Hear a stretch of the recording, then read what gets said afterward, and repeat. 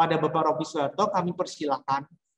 Ya, terima kasih Pak Bastian.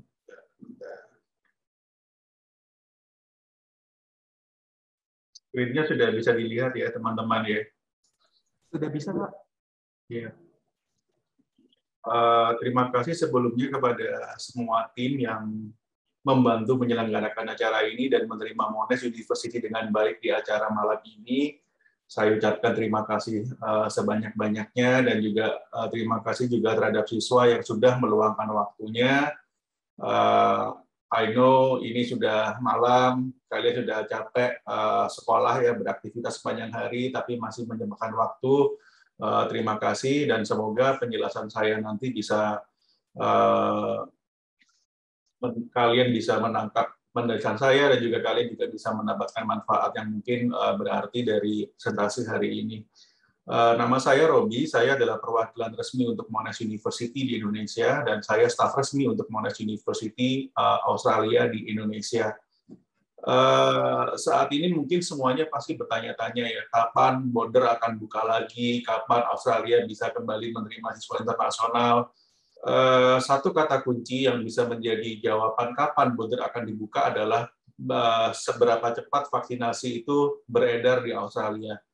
Jadi untuk vaksinasi di Australia sendiri saat ini sudah mencapai tahap sekitar 45% yang fully vaccinated, di mana di tahap 70-80% Australia sudah akan membuka bordernya secara perlahan-lahan untuk bisa menerima siswa internasional kembali di Australia.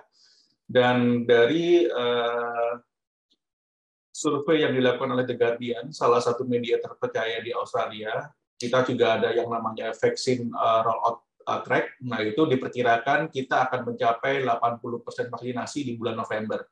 Jadi buat teman-teman yang sekarang masih kelas 12, berangkatnya masih tahun depan 2022, semoga dengan adanya vaksinasi ini, harapan kita untuk bisa kembali lagi belajar secara tatap muka di Australia kembali terbuka. Saya tahu situasi ini tidak ideal, kita sudah belajar online mungkin hampir 1 tahun lebih ya, dari tahun 2020, jadi memang tidak nyaman, tapi semua dunia merasakan hal yang sama, dan semoga kita bisa pulih bersama dan menjadi lebih baik bersama. Nah, singkat tentang Monash, Monash University adalah universitas yang termasuk dalam Group of 8 University atau 8 uni terbaik di Australia, tapi kita adalah yang termuda dari 8 uni terbaik di Australia tersebut, di mana kita umurnya masih di bawah 60 tahun ya teman-teman ya. Karena kita juga masih berdiri di 1958, jadi masih 60 tahun sekian lah ya, 63 tahun, 64 tahun.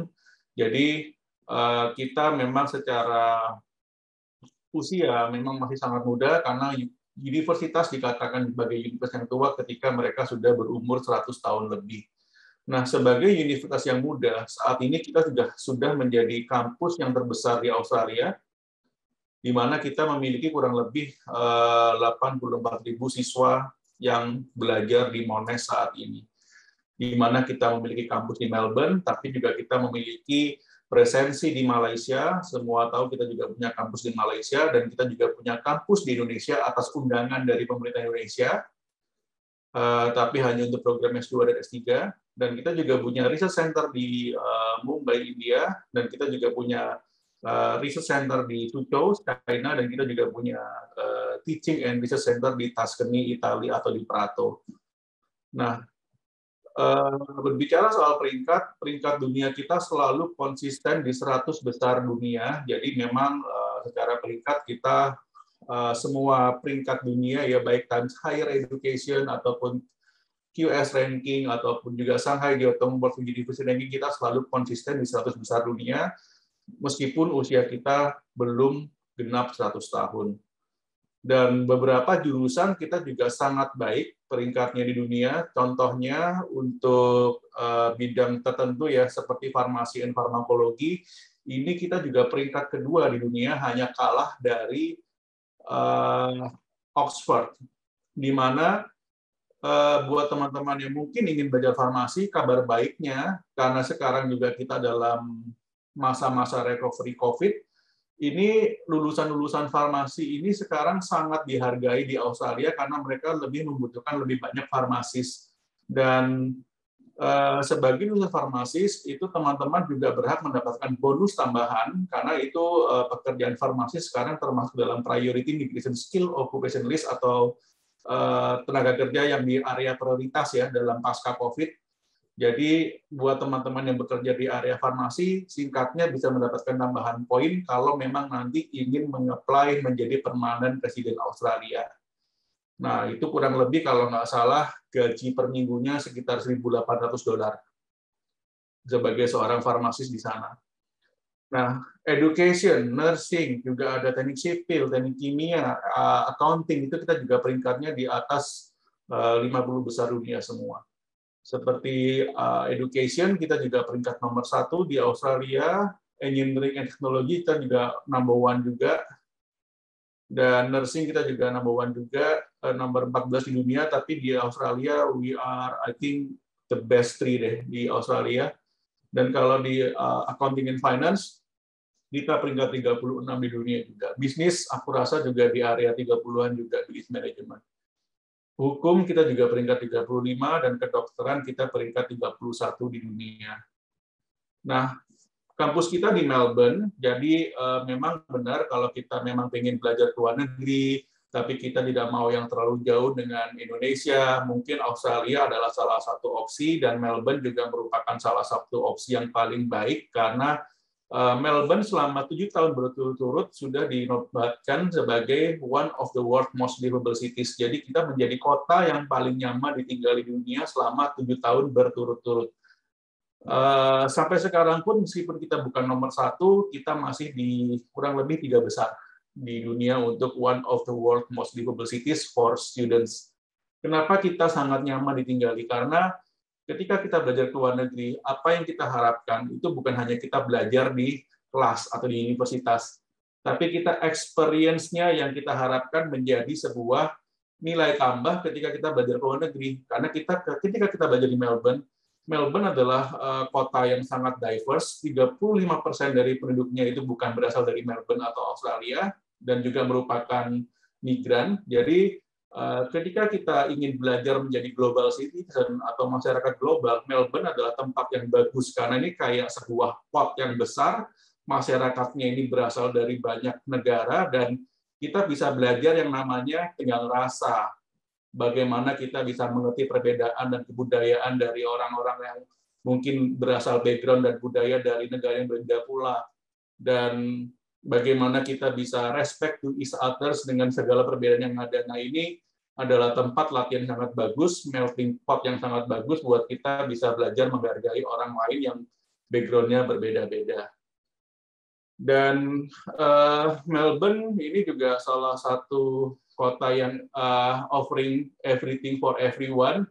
Jadi buat yang suka basket, Australia itu negara basket, karena kurikulum DBL di Indonesia pun juga kurikulumnya berasal dari Australia, kurikulum basketnya, dan banyak sekali pemain basket Australia sekarang juga di NBA, mereka juga peringkat dunianya selalu naik, dan yang suka konser pun dalam kondisi normal kita selalu punya konser dengan banyak sekali artis-artis yang datang ke Australia untuk melakukan konser. Dan if you love arts, if you love outdoor activities, we have everything in Australia.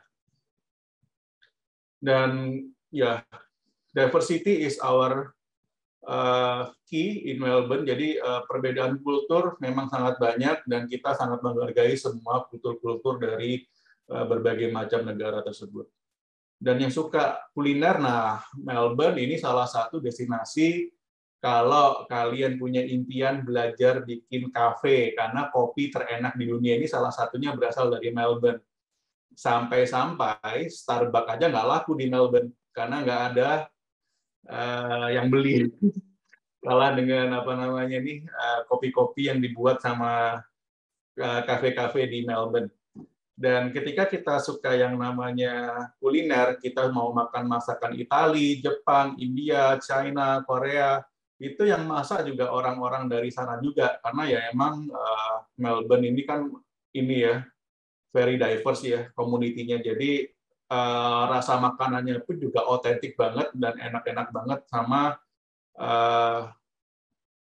Yang aku suka sih clean, tasty, porsinya banyak sih kalau cowok pasti kalau makanan di Melbourne.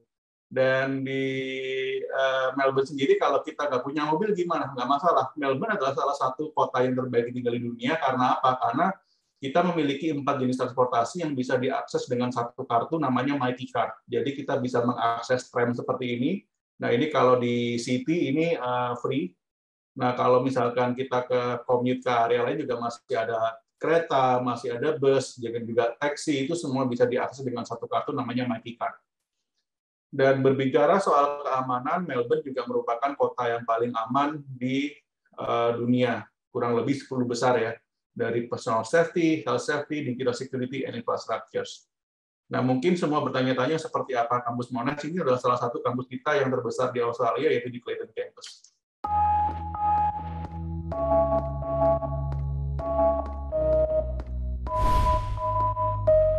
Hey, welcome to Monash University, Clayton. My name's Trav. I'm a science and education student here. Let me show you around campus, but get ready because this place is huge. There's more than 35,000 staff and students here, and it even has its own postcode. This is how many people get here, via the transport loop. It's one of the busiest hubs in Melbourne, with buses connecting from all over the city and nearby train stations. You can even travel between campuses from here on our free shuttle bus. There are also bike and car parks if that's more your thing. Hungry? We'll take your pick from over 35 different places to grab a bite. We even have our own supermarket.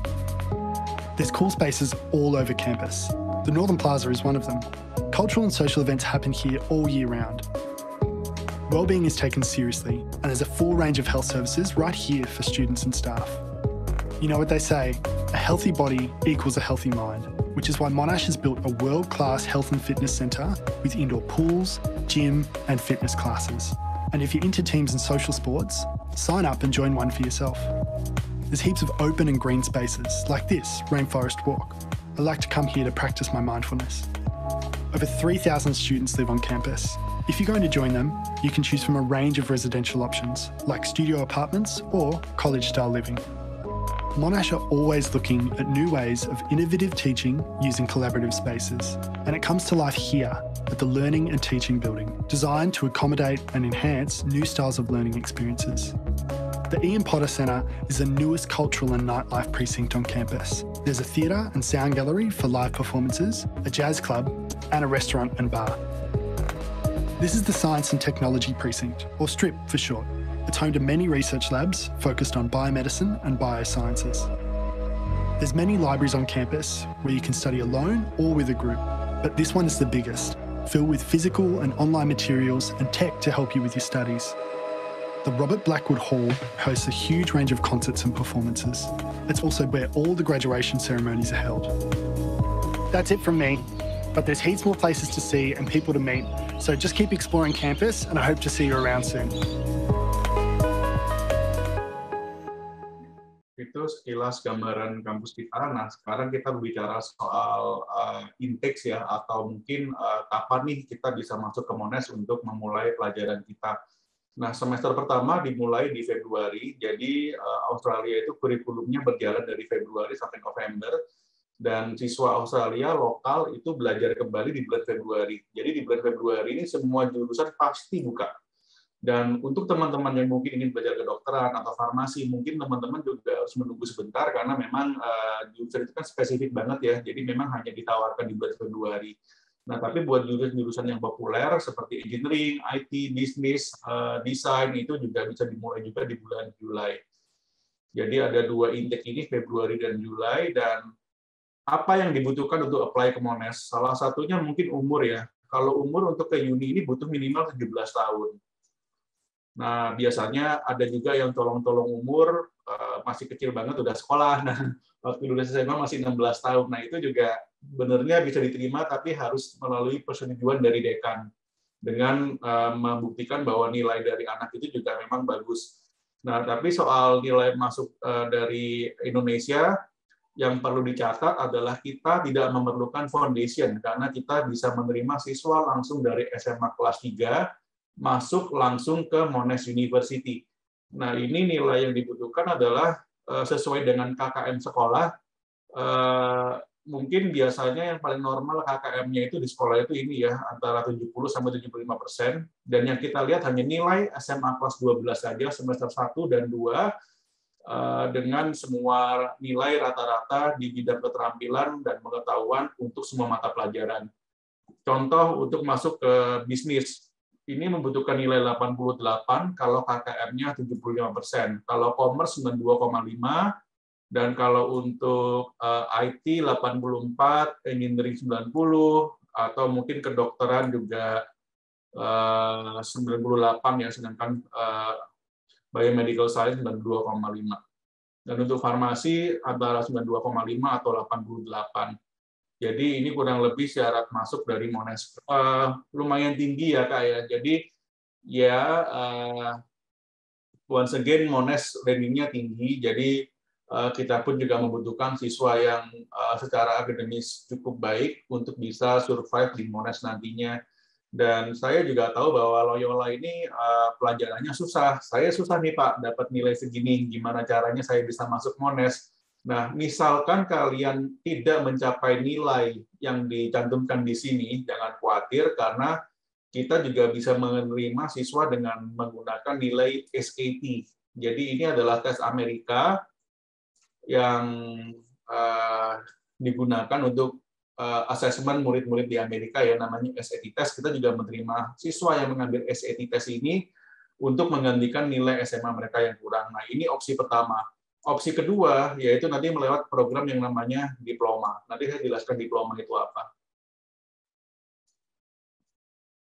Nah, untuk syarat bahasa Inggris normalnya adalah kategori A, yaitu 6.5 no band below 6, dan kalian juga bisa memilih mau ambil IELTS, TOEFL, atau Pearson. Biasanya sekarang bertanya-tanya, waduh sekarang saya mau tes IELTS itu susah loh, karena jadwalnya ini lagi dibatalin terus karena PPKM. Nah, solusinya apa ya? Mungkin solusinya ini bisa ambil TOEFL internet based, tapi yang at home. Nah, TOEFL itu sekarang mengeluarkan examination yang bisa dilakukan di rumah, namanya TOEFL IBT Home Edition Special. Nah, itu bisa diambil juga, syaratnya masuknya sama juga, dan kalian bisa melakukan tes kapanpun kalian merasa siap. Tanpa perlu harus ke tempat tes, karena mungkin sekarang lagi ngeri ya, lagi pandemi juga.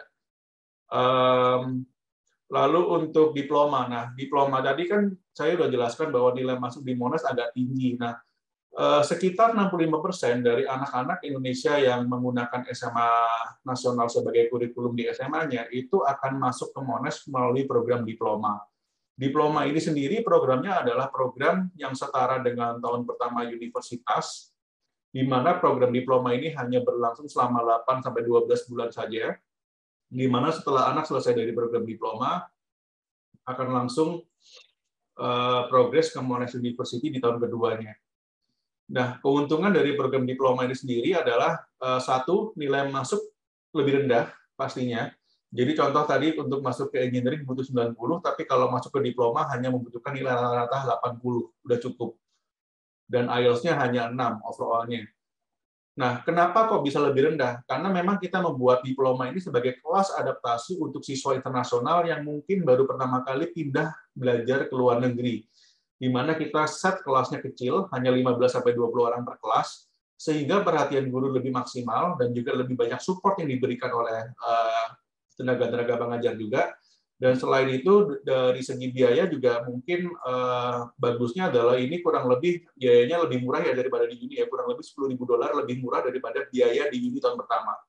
Dan yang paling bagus ini garantif pasti progres ke tahun kedua kalau nilai di diplomanya memenuhi syarat minimal nilai untuk progres ke tahun kedua dari Monash University. Diplomanya ada apa aja? Banyak sekali. Ada Applied Data Science, Design, Art, Business, Engineering, IT, dan juga Science. Yang tidak ada di sini itu kedokteran, medicine, farmasi, sama law. Nah, buat yang masuk ke sini ya harus nilainya SMA-nya bagus atau tadi pakai SAT tadi. Nah, itu. Diploma ini kurang lebih hanya 8 bulan ya untuk yang engineering, dan kalau yang engineering 12 bulan, dan biasanya anak Indonesia masuk diploma di bulan Juni dan Oktober. Jadi kalau diplomanya di bulan Juni, tahun depannya di Februarinya udah tahun kedua. Nah, kalau masih di bulan Oktober, nanti bulan Julinya udah tahun kedua. Dan diploma ini juga bisa diambil di kampus kita yang di Indonesia, di Jakarta International College, baik di Surabaya maupun di Jakarta, untuk yang program bisnis, IT, dan arts, ataupun langsung di Monash College yang di Melbourne. Nah, untuk tahun 2021, kampus diploma kita semuanya sudah pindah di kampus di tengah kota, di 750 Collins Street. Ini areanya namanya Dockland, dan ini area yang sangat-sangat sentral di tengah kota Melbourne. Jadi selama 8-12 bulan dari program kuliah kalian, kalau misalkan kalian lewat diploma dulu, setahun pertama kurang lebih akan diplomanya di kampus tengah kota ini dulu. Selesai dari diploma baru pindah ke kampus yang uninya di tahun keduanya. Nah, sekarang berbicara jurusan. Ini mungkin kita juga punya yang namanya jurusan desain ya, di Faculty of Design. Belajar desain di Monash ini kebetulan kita kabar gembiranya tidak membutuhkan portfolio teman-teman untuk masuk ke Monash Design. Why? Karena kita sudah menggunakan syarat portfolio kurang lebih cukup lama, dan kita juga sampai ketat sekali ke tahap interview dan juga essay juga. Tapi ketika siswa sampai di Melbourne, harapannya yang kami harapkan skillnya harusnya sudah bisa di level tertentu, ternyata tidak tercapai. Karena kebanyakan ternyata portfolio itu yang mengerjakan guru lesnya. Nah, oleh karena itu kita cabut syarat portfolionya, di mana ketika mereka masuk ke Monash, kita akan didik mereka dari awal, di semester utama, yaitu di Scale Collaborative Studio, baru pada waktu semester kedua, mereka bisa memilih mau masuk jurusan communication design, industrial, atau mungkin spatial design, atau ini yang mungkin Indonesia sering kenal adalah interior design. Nah, itu seperti itu kalau untuk masuk ke Monash. Jadi nggak ada portfolio, hanya butuh nilai SMA aja.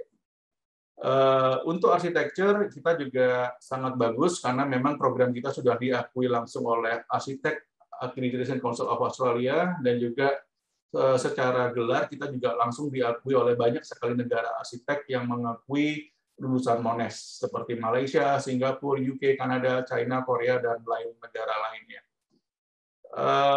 Untuk arts, kenapa sih sekarang kita belajar yang namanya arts atau social science, di mana kita juga memiliki Bachelor of Arts, Media Communication, dan banyak sekali orang tua yang mempertanyakan, kenapa ya kok anak saya ini belajar jurnalisme, belajar yang namanya Media Communication, kerjanya itu ngapain? Saya cuma mau ngomong hal ini aja sih, simple. Bahwa sekarang ini kita itu di zaman yang sudah meningkat sekali loh pekerjaan-pekerjaan yang muncul karena the rise of Indonesian creative industry. Kreatif industri Indonesia ini sudah sangat meningkat. Contoh deh, paling simpel aja. Tahu ya, ini siapa ya? Just No Limit ya. Yang main Mobile Legends, yang suka main PUBG. Nah, ini Just No Limit, kita pengen tahu berapa sih yang dia hasilkan tiap bulan dengan menggunakan menciptakan konten-konten kreatif seputar industri game atau mungkin pengalamannya main game.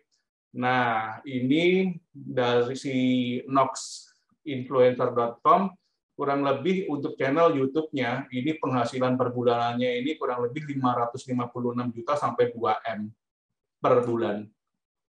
Jadi anak-anak kalau misalkan mereka belajar di Faculty of Arts, Media Communication, Journalism, mereka bukan jadi wartawan. Wartawan itu hanyalah salah satu contoh atau mungkin opsi karir, tapi pada intinya mereka bisa menjadi seorang content creators atau kreatif industri players kalau aku bilang. Karena zaman sekarang kita lihat ya, artis mana aja di Indonesia, Deddy Corbuzier. Kita juga lihat ada Boy William. Semuanya punya channel YouTube dan mereka sendiri mengakui besar mana Boy kamu dapat di TV sama dapat di YouTube. Channel kamu sendiri lebih gede di YouTube. Nah, itu juga merupakan salah satu bukti bahwa anak-anak muda bisa mendapatkan penghasilan yang baik melalui industri kreatif. Nah, sehingga seorang Just No Limit bisa membeli Ferrari sama Lamborghini satu dari penghasilannya yang ini tadi. Jadi itu juga merupakan bukti nyata bahwa yes, kreatif industri bagus dilakukan oleh anak-anak yang mungkin berminat di bidang communication. Dan belajar di Monash untuk Bachelor of Arts itu banyak sekali pilihannya, ada kurang lebih 39 area of studies, dan kalian boleh ngambil 2-3 jurusan, baik di sama fakulti ataupun di luar fakulti, jadi ini kombinasi sangat bagus. Jadi contohnya seperti ini, jurusan pertama linguistik, jurusan keduanya computer network, jurusan ketiga di behavioral studies. Jadi ini juga bisa di-combine suka hati. Nah, media communication ini juga bagus sekali karena kita memiliki 4 spesialisasi, ada journalism, media, public relations, juga SPIM, dan kita juga ada media project atau industry internship di dalam programnya sendiri. Dan kurang lebih ini di tahun ketiga ada internship-nya nih.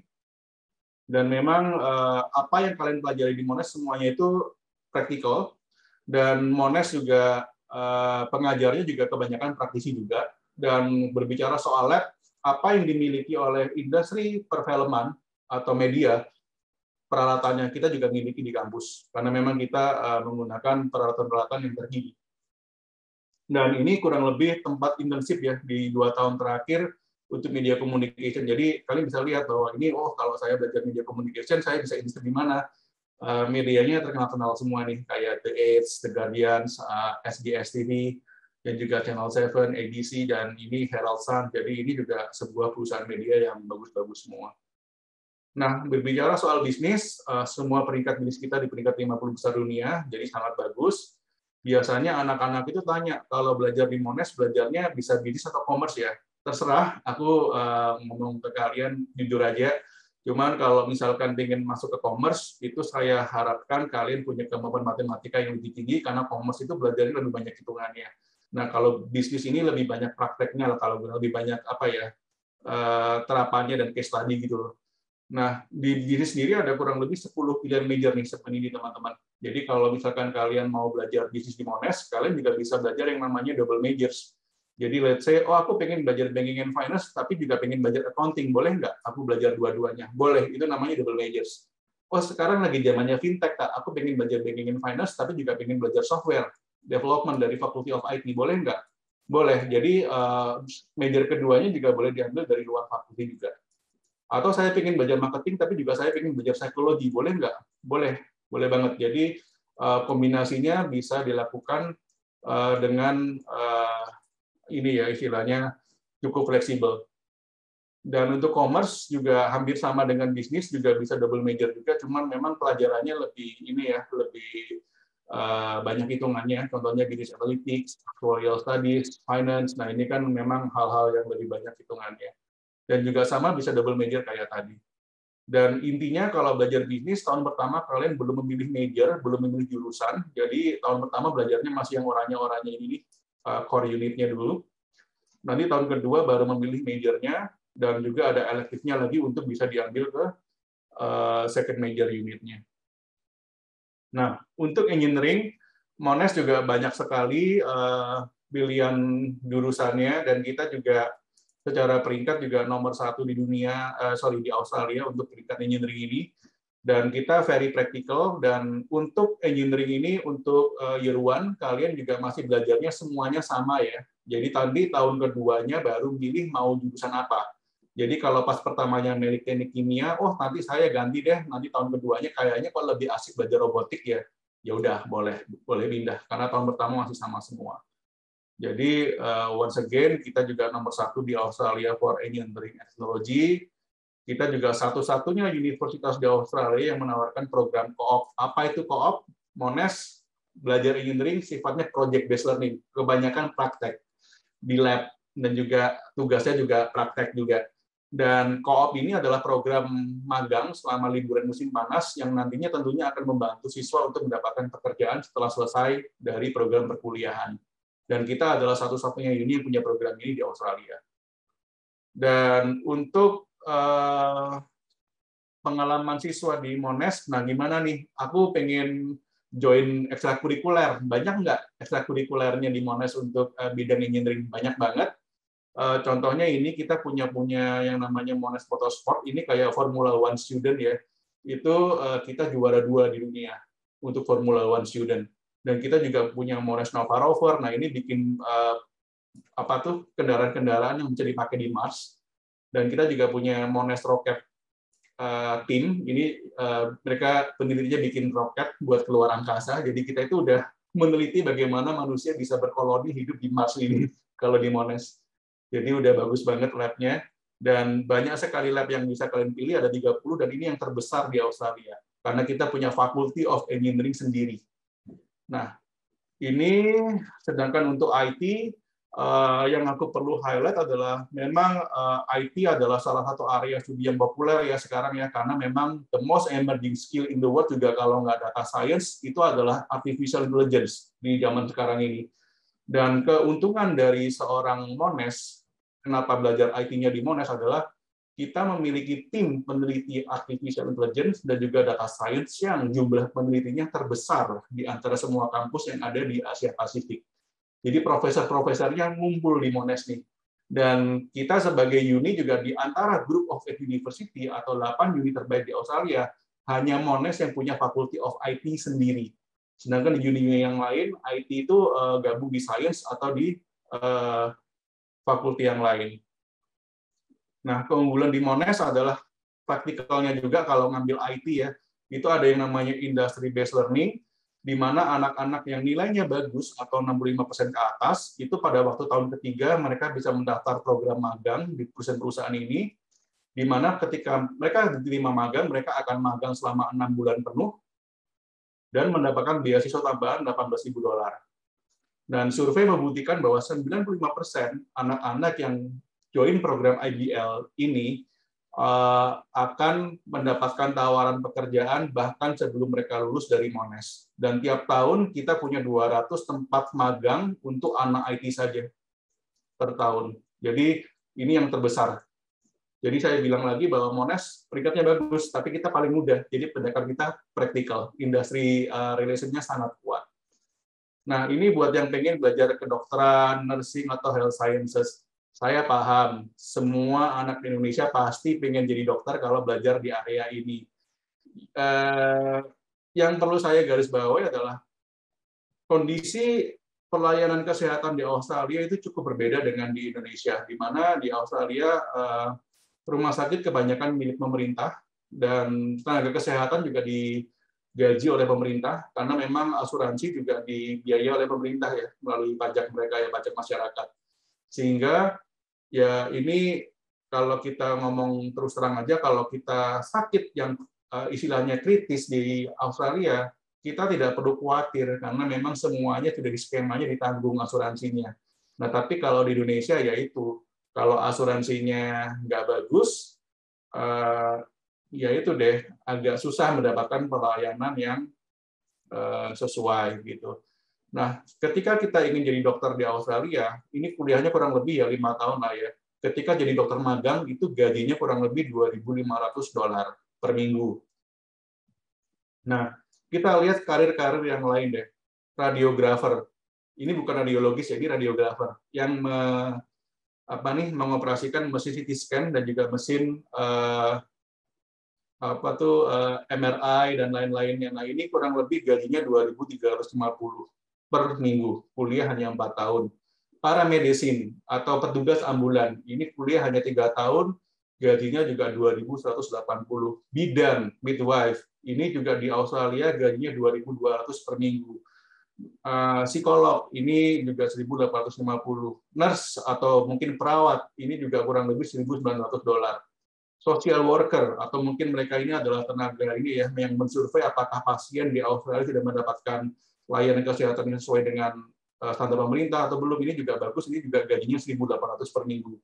Jadi yang ingin saya sampaikan, ketika kalian mendaftar kedokteran di Australia, that's very good, tapi juga harus disadari bahwa masuk kedokteran di Monash tidak gampang, karena kita hanya punya 70 tempat per tahun untuk siswa internasional. Di mana syaratnya tentunya yang pertama adalah nilai akademis. Tadi saya sudah jelaskan, nilai SMA harus minimal 98 atau SAT 1460 dari nilai maksimal 1600. Nah, ini baru yang pertama. Nilai yang kedua adalah ISET, tes kedokterannya sendiri. Tes kedokterannya ini nilai maksimalnya 200, kalian harus minimal 170. Kak, kalau nilai saya 168 gimana? Nggak bakal dipanggil interview, karena nilai ISET 170 ini mutlak untuk dipanggil ke tahap terakhir atau interview.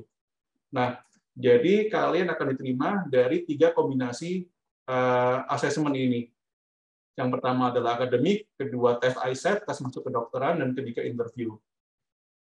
Dan biasanya interview dilakukan di Malaysia dan Singapura, tapi sekarang semuanya online sih ya, karena lagi pandemi, jadi bisa dilakukan juga. Cuman yang perlu saya sampaikan itu hati-hati kalau ngambil tes ISET ini, karena ini hanya bisa diambil setahun sekali ya. Jadi kalau belum benar-benar yakin bisa ngerjain tesnya, jangan ujian ISET langsung, karena kalau nilai tesnya di bawah 170 hanya bisa mengambil tesnya lagi tahun depannya. Nah, takutnya seperti itu. Ini gaji seorang Resident Medical Officer, jadi dokter magang, dia kurang lebih segini, $2.500 per minggu. Dan kita juga punya banyak sekali jurusan ya yang tadi saya sebutkan. Ya ini gaji-gajinya juga nih paramedik. Ini datanya saya ambil dari Job Outlook. Ini juga datanya dari Kementerian Tenaga Kerja di sana. Jadi kurang lebih gaji seminggunya segini. Nah ini yang tadi saya tunjukkan tadi. Nah yang buat masuk pengen jadi psikolog ini sekolahnya agak lama ya teman-teman ya. Karena psikolog itu profesi di sana. Jadi belajarnya itu harus 4 tahun plus 2-4 tahun di sini lagi. Jadi kurang lebih belajarnya sekitar 6-8 tahun. Karena di tahap yang 4 tahun ini, pada waktu kalian selesai bachelor, ini kalian baru menjadi yang namanya member sementara dari Persatuan Psikologi Australia atau APS, Australian Psychology Society. Nah, kalian harus menyelesaikan program di antara pilihan ini, PhD di Clinical Psychology, atau PhD in Clinical Neuropsychology, atau Master of Educational and Development Psychology, baru bisa menjadi seorang psikolog yang resmi dan diakui di Australia. Kuliahnya lama, but worth it, karena gajinya ya segini, 1.850 per minggu. Jadi, aku udah ngomong di depan, sekolahnya lama, kalau mau jadi psikolog. Tapi kalau emang itu passionnya, dikejar aja. Nah, ini untuk farmasi kita juga punya 2 jurusan ya teman-teman ya. Ada yang farmasis and pharmaceutical scientist. Farmasis ini jadi apoteker. Kalau pharmaceutical scientist jadi penemu obatnya. Kita jadi superhero-nya. Nah, dalam kondisi pandemi seperti ini, kalau nggak punya pharmaceutical scientist, vaksinnya nggak ketemu. Jadi kita juga penting perannya kalau sebagai pharmaceutical scientist dalam kondisi pandemi seperti ini.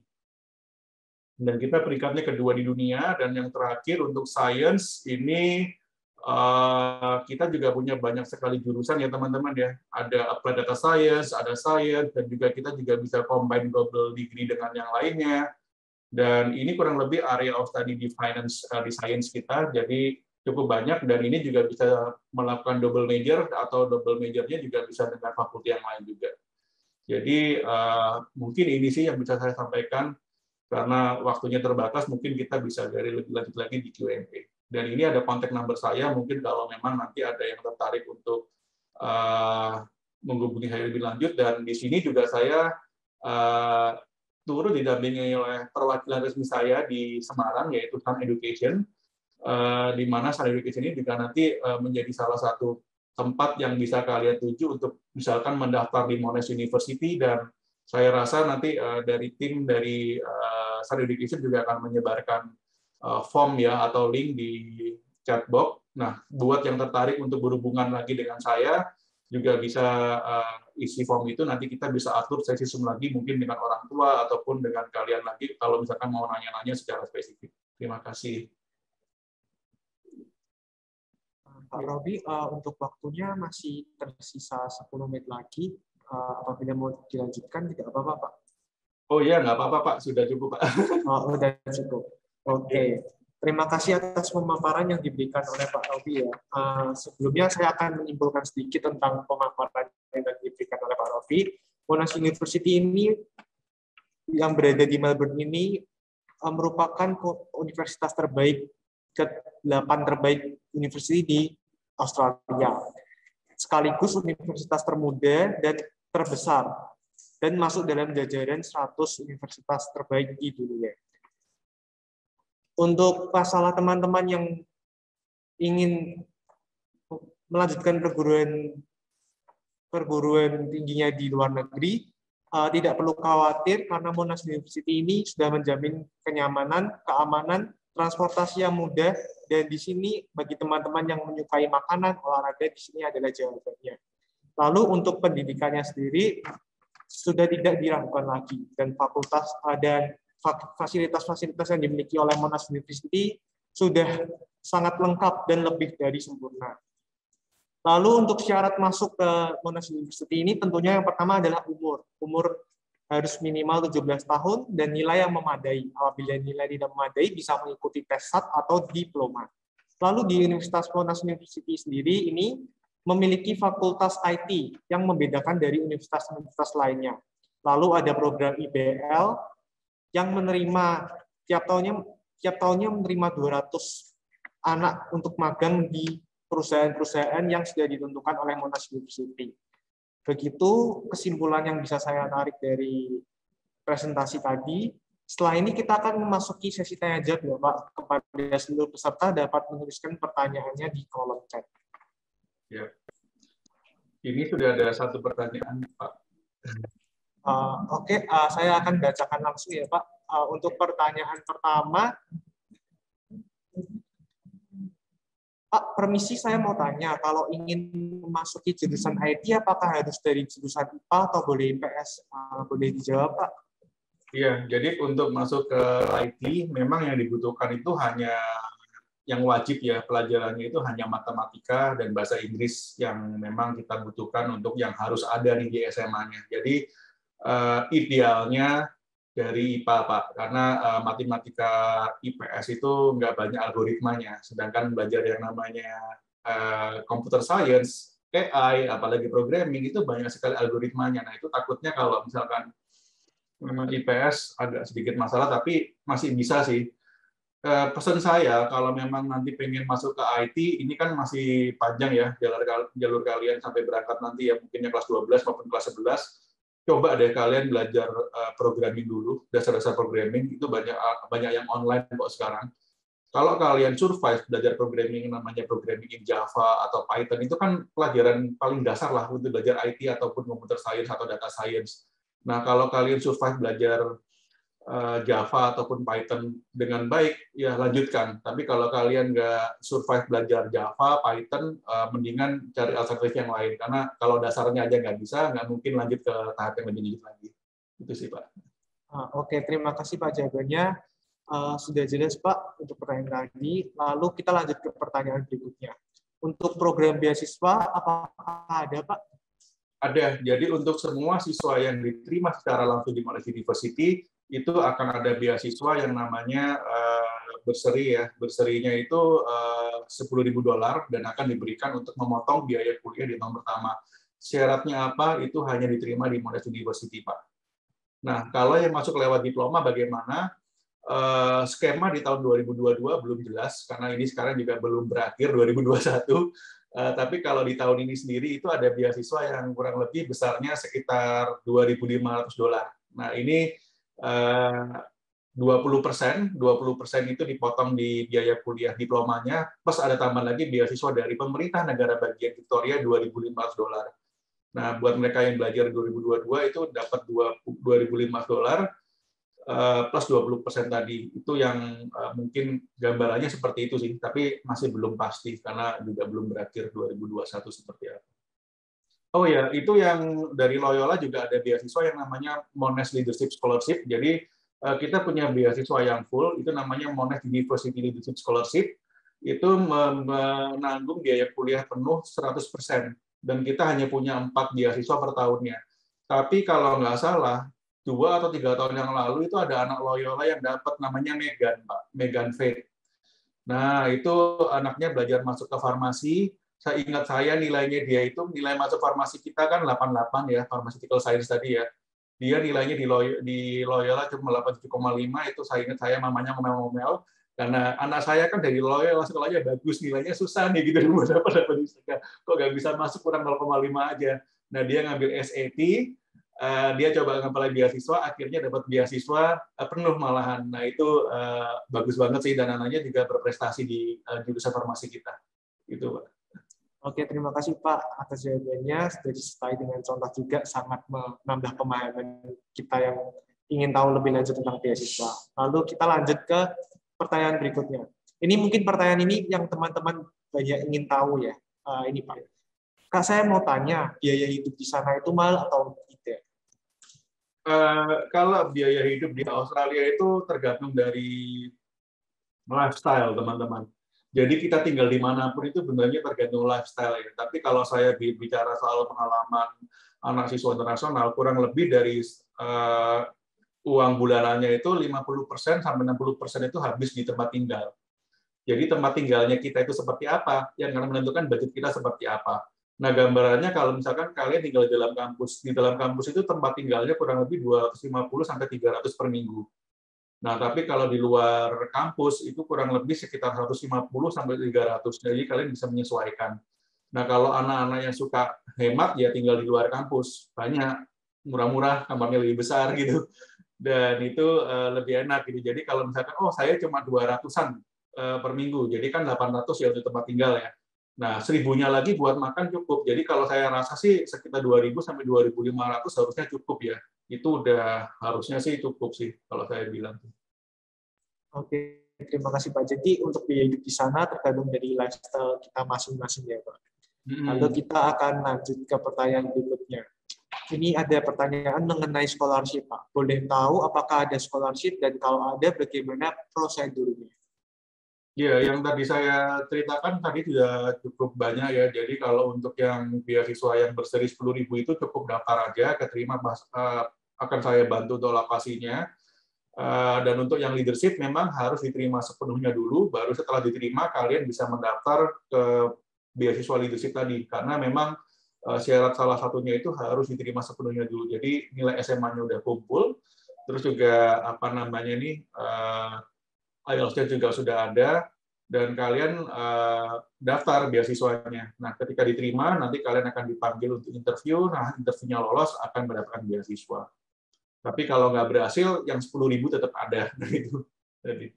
Baik, Pak. Jadi itu ya teman-teman untuk prosedur dari scholarship-nya. Lalu ini ada yang kenapa Pak? Tahun ini dapat dari Medan, Pak Bastian. Sorry, Pak. Dari sekolah apa itu, sekolah Sutomo kalau nggak salah. Dapat beasiswa full juga. Oh, dari Medan ya Pak, yang tahun ini. Ya, jadi ada juga. Itu teman-teman contohnya. Yang tahun ini ada satu dari Medan. Lalu kita lanjut ke pertanyaan selanjutnya. Ini ada yang menanyakan mengenai jurusan arts, Pak, art design. Apakah itu harus dari jurusan IPA atau IPS ya, Pak? Kalau desain tergantung. Kalian nggak harus dari apapun bisa masuk, karena kan desain nggak ada matnya kan. Nggak ada fisikanya, nggak ada kimia, jadi segala jurusan boleh, IPA atau IPS boleh. Dan yang saya titip pesan satu ya buat desain ya, yang pengen masuk ke desain, arsitektur, interior, communication design adalah minat pribadi, jangan ikut-ikutan. Karena belajar desain itu there is no way you can be a good designer without practice. Jadi praktisnya banyak tugasnya. Dan saya rasa ujian itu dikit kalau belajar desain, banyakannya project, jadi banyak begadang gitu. Jadi kalau misalkan kalian nggak suka dengan desain dari dalam hati sendiri, takutnya kalian kewalahan kalau belajar desain. Itu aja sih. Oke Pak, jadi harus keinginan dari diri sendiri ya Pak. Kita lanjut ke pertanyaan berikutnya. Halo Pak, ingin bertanya apakah ada jurusan graphic design dan apakah termasuk jurusan IPA atau IPS? Terima kasih Pak. Graphic design tentunya ada, Pak. Jadi kalau di Monash itu kita belajar desain itu kan ada 3 jurusan tadi itu, ada communication design, ada yang namanya industrial design ataupun special design. Jadi kalau kita belajar yang namanya graphic design itu masuk di communication design ini. Nah, ini yang communication design di sini. Apa yang kalian pelajari di sini? Banyak sekali. Itu salah satunya adalah user interface design atau UX design. Itu kan sekarang lagi populer banget ya, karena kalau kita bikin aplikasi handphone, Tokopedia kayak atau Gojek, ada back-end-nya, programmernya yang bikin aplikasinya bergerak, tapi juga ada yang membuat desain aplikasinya supaya user friendly atau menarik juga untuk pengguna. Nah, itu namanya UX atau UI design, juga masuknya di situ, juga di communication design. Dan kalian juga belajar yang namanya animation, kalian juga belajar yang namanya branding, kalian juga belajar yang namanya graphic design. Nah, itu in communication design semua. Gitu. Oke, terima kasih Pak. Lalu kita lanjut ke pertanyaan berikutnya. Ini mungkin pertanyaan penting ya, perlu teman-teman tahu juga ini, apakah saya mau bertanya, kalau untuk nilai rata-rata SMA itu rata-rata semua pelajaran atau hanya pelajaran tertentu saja, Pak? Iya, jadi kalau yang kita minta memang rata-rata dari semua mata pelajaran, baik di kolom pengetahuan ataupun kolom keterampilan. Nah, itu di rata-rata total. Jadi ada pelajaran olahraga mungkin, atau mungkin kewarganegaraan, nah itu juga dihitung. Jadi rata-rata total ya. Oke, berarti rata-rata dari seluruh mata pelajaran ya, Pak? Tapi kelas 12 saja ya, Pak ya. Oh iya, atau kelas 12 saja, tapi rata-rata dari semua mata pelajaran. Begitu, Ya. Pak. Nah, oke, kita lanjut ke pertanyaan berikutnya. Ini ada yang menanyakan, apakah ada kerjasama dengan univ di Indonesia yang memungkinkan belajar di Indonesia kombinasi dengan Monash University di Melbourne? Nah, ini pertanyaan yang sangat bagus. Kita hanya bekerja sama dengan uni yang terbaik di Indonesia. Saat ini hanya UI. Nah, karena anak-anak UI sendiri pun ketika pindah di Monash, ini kita punya kerjasamanya di kedokteran internasional. Itu UI, itu kan kedokterannya nanti mereka belajar 6 tahun itu 3 tahun di UI, tahun keempatnya itu di Monash, tahun kelima keenamnya kan balik ke UI lagi, jadi dokter di Indonesia. Nah, di Monashnya itu mereka belajar penelitian. Nah, itu Nicholas Sean, anaknya Pak Ahok, itu di kita belajarnya. Nah, itu. Terus juga ada engineering. Jadi engineering itu plus 2. Jadi di UI juga 2 tahun di UI, 2 tahunnya di Monash. Nah, anak dari UI kemarin dapat beasiswa PhD Pak, gratis dari Monash, dan dia menemukan alat untuk sensor deteksi COVID dini. Jadi sebelum orang itu melakukan tes COVID seperti PCR atau swab, ini anak dari Faculty of Engineering udah menemukan alatnya dulu, bisa mendeteksi bahwa orang ini COVID tanpa harus melakukan tes. Nah, itu dia dapat beasiswa PhD gratis dari Monash. Pokoknya kalau anaknya pintar, itu beasiswa PhD banyak di Monash. Jadi ada kerjasama dengan Universitas Indonesia ya Pak, dan untuk kalau nilainya bagus berarti kita bisa mendapatkan beasiswa yang banyak ya Pak. Ya. Nah, lalu kita akan lanjut ke pertanyaan berikutnya. Lalu Pak, saya ingin bertanya, apakah di sana lingkungannya juga study friendly? Oh iya, kalau lingkungan di sana study friendly, dan yang saya pesan ke teman-teman itu jangan temennya dari Indonesia semua ya. Kalau di sana biasanya anak-anak itu kalau udah berangkat ke luar negeri pengennya berkumpul sama teman-teman senegaranya sendiri. Jadi harapan orang tua, oh kamu harus tenaga bahasa Inggrisnya meningkat, malah jadinya nggak meningkat. Dan saya titip pesan aja bahwa sekarang itu zaman globalisasi, dan siswa di Monash itu berasal dari macam-macam negara. Ada dari Korea, ada dari Afrika, ada dari negara-negara Eropa Timur, negara Eropa. Jadi yang saya titip pesan itu adalah simple deh. Misalkan kalian jalan-jalan ke Korea, kalian nggak punya teman, ya udah jalan-jalan aja. Bingung, nggak ada yang nunjukin makanan yang enak di mana, nggak ada yang nunjukin kalau belanja murah di mana, iya kan? Nah, tapi kalau kita punya teman di Korea, kita datang ke sana pasti disambut. Apalagi kalau kita punya bisnis, aku ada bisnis nih di sini, aku usahanya itu bikin yang namanya mungkin serbuk kayu atau yang nanti bisa dijadikan bahan-bahan buat furniture, dan ini furniture yang dibuat itu kayak gini modelnya, bisa nggak dijual di Korea. Nah, teman kamu pasti juga akan membantu kan bisnis kamu gitu loh. Jadi networking is very important sekarang. Jadi kalau bisa pada waktu belajar di luar negeri, bertemanlah sebanyak-banyaknya dari teman-teman yang dari berbagai macam negara. Oke Pak, jadi buat teman-teman semua yang bisa mau lanjutkan studinya di luar negeri, khususnya di Monash University ini, tempatnya sangat study friendly ya Pak. Oke, kita pertanyaan berikutnya. Ini ada yang bertanya tentang kedokteran Pak, Fakultas Kedokteran di sana, apakah minimal nilainya harus 98, itu rata-rata dari semua mapel atau gimana ya Pak? Ya, dari semua mapel Pak. Jadi makanya kalau 98 nggak mencapai, ya saya rasa susah mencapainya juga. Itu mendingan pakai tes SAT tadi atau Joint Foundation, karena yang keterima di kedokteran kita juga kebetulan dari sekolah yang unggulan di Jakarta, Ursula Jakarta juga, itu nilainya cuma 88 SMA-nya, tapi dia Joint Foundation lagi, foundationnya bagus banget, nilainya 96, nah akhirnya keterima di kedokteran kita. Oke, jadi itu untuk semua mapel ya teman-teman. Iya, benar. Nah, ini ada yang menanyakan lagi, Pak. Apakah ada program renewable atau sustainable energy dan tuition fee-nya berapa, Pak? Nah, itu pertanyaan yang sangat bagus. Jadi kalau di Monash itu kita punya yang namanya resources engineering sih, kalau nggak salah sih ya ini ya namanya ya. Nah, Monash ini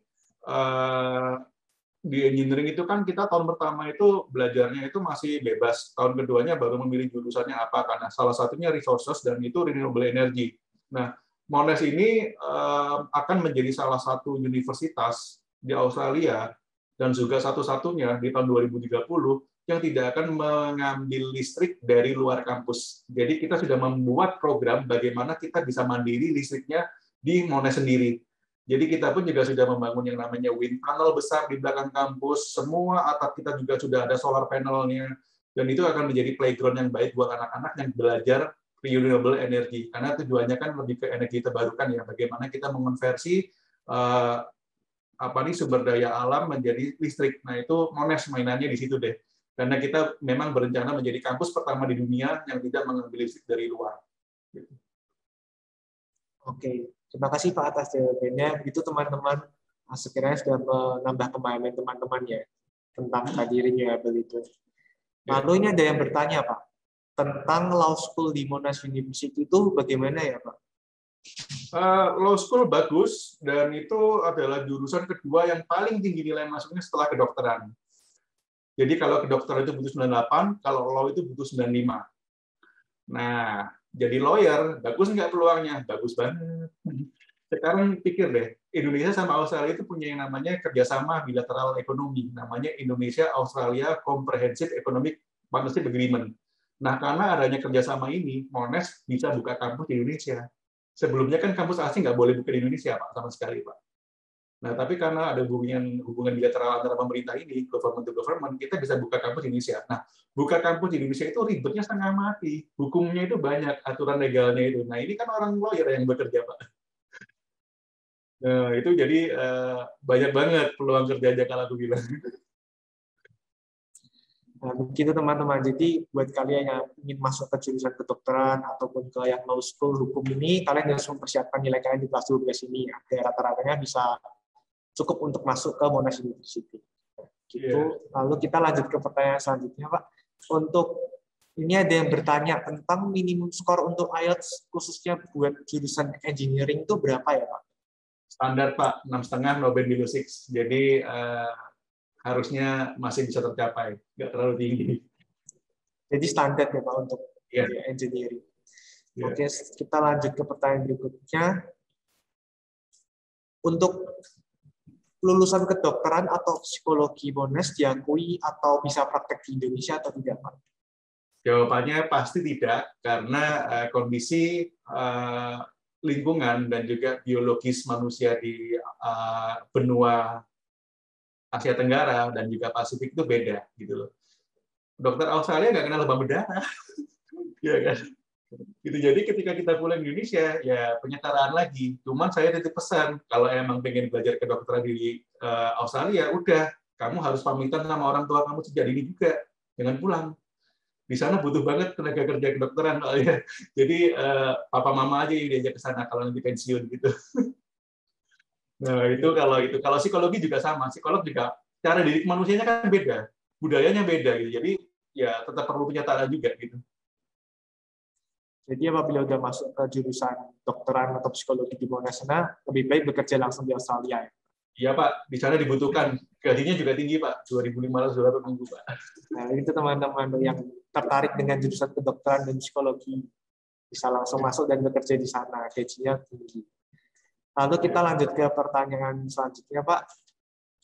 Ini ada pertanyaan, apakah asal sekolah bisa menjadi salah satu faktor diterima atau tidaknya di Universitas Monash Pak?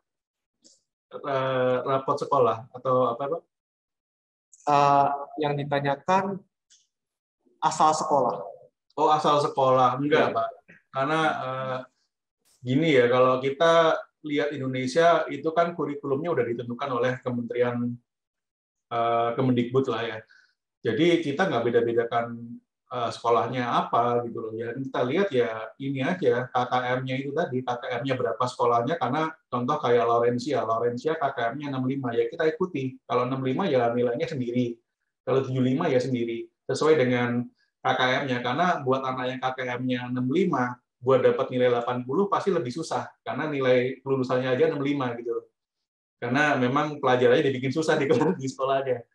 Nah, itu kalau misalkan di sekolah yang umum mungkin 75 ya mungkin buat dapat 80 ya lebih gampang karena kan dari nilai standar kelulusan ke 80 hanya beda 5 poin. Nah, itu jadi makanya kita bedakan, Pak. Di situ aja sih KKM-nya aja. Jadi lebih ke nilainya ya Pak, bukan dari asal sekolahnya. Oke, kita lanjut ke pertanyaan selanjutnya. Ini ada yang bertanya lagi tentang beasiswa, Pak. Tapi bertanya tentang kapan pembukaan pendaftaran ini beasiswa ini, Pak. Pendaftarannya dibuka kapan? Pembukaannya itu bisa kalian lihat di website kita. Kalian tinggal ketik aja yang namanya Monash University International Leadership Scholarship. Nah, itu di Google. Nanti muncul ke link beasiswanya. Nanti akan ada deadline pendaftarannya kapan. Tapi yang pasti sebelum kalian mendaftar ke beasiswa itu harus diterima sepenuhnya dulu dan sudah ada IELTS-nya ya. Jadi tidak ada kondisi tersisa. Nah, yang tersisa tinggal interviewnya aja nih gitu. Oke, Pak. Jadi bisa dicek di websitenya langsung ya, Pak? Ada, Pak. Infonya lengkap sekali, Pak. Oke. Teman-teman bisa langsung dicek di websitenya Monash University untuk info lebih lanjut dan mendetail pastinya. Lalu kita lanjut ke pertanyaan berikutnya. Ini ada yang menanyakan mengenai jurusan Biomedical Science, Pak. Itu apakah persyaratan nilainya sama seperti kedokteran ataukah berbeda? Nah, Biomedical Science ini beda. Jadi ini juga merupakan alternatif ya buat teman-teman yang diterima kedokteran langsung. Itu bisa jalanin dulu Biomedical Science-nya 3 tahun, plus nanti ambil kedokterannya pada waktu S2, 4 tahun lagi. Biomedical Science nilai masuknya hanya 92,5, Pak. Nah, bedanya apa dengan kedokteran? Yang saya selalu katakan ke teman-teman adalah ketika kita menjadi seorang tenaga praktisi kedokteran, itu kita menyelamatkan nyawa manusia melalui praktek kita. Nah, tapi kalau kita menjadi seorang biomedical scientist atau peneliti di bidang medis, kita itu menyelamatkan jutaan nyawa dengan penelitian kita. Bagaimana kita meneliti pengobatan kanker yang lebih baik, bagaimana kita meneliti pengobatan diabetes yang lebih baik, bagaimana kita meneliti mencegah penyakit menular seperti COVID. Nah, itu yang dilakukan oleh biomedical scientist. If doctor save one life, biomedical scientist save million lives. Itu sih yang saya pesan. Oke, terima kasih Pak atas jawabannya. Itu teman-teman, semoga bisa menambah pemahaman teman-teman mengenai tadi biomedical science. Lalu ini ada pertanyaan terakhir Pak, sebelum kita tutup sesi tanya jawab ini. Pertanyaannya adalah, ini ada yang menanyakan, untuk tadi dokter itu rata-ratanya itu 98, hukum 95, dan untuk engineering berapa ya Pak? 90. Tapi kan kalau nilainya nggak nyampe lewat diploma aja. Oke. Lebih ini murah ya, juga. Ini untuk nilainya ya Pak, nilai masuknya ya. Ini teman-teman kalau ada yang mau tahu bisa di screenshot dulu atau di foto. Iya. Gitu. Jadi pertanyaan tadi sekaligus mengakhiri sesi tanya jawab kita pada malam hari ini Pak. Untuk pertanyaan yang mungkin masih ingin ditanyakan lagi lebih lanjut, lebih mendetail lagi, dapat ditampung dan ditanyakan langsung nantinya kepada Bapak Robi selaku presenter di luar sesi Bidik TV 2021 ini. Dengan menghubungi kontak person yang nanti dikirimkan oleh Pak Robi. Untuk kontak personnya boleh dikirimkan Pak? Ada di sini bentar.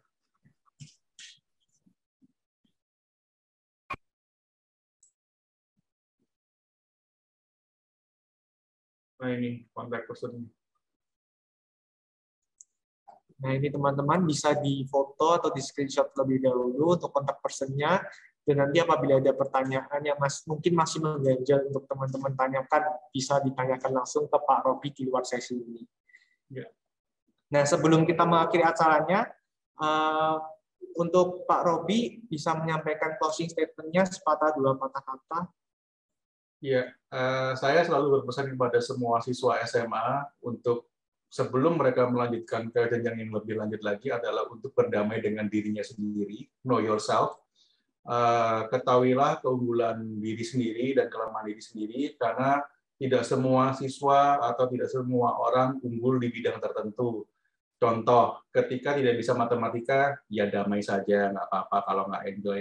Karena kalau dipaksakan, oh saya ingin masuk ke IT tapi nggak bisa matematika, gawat juga gitu.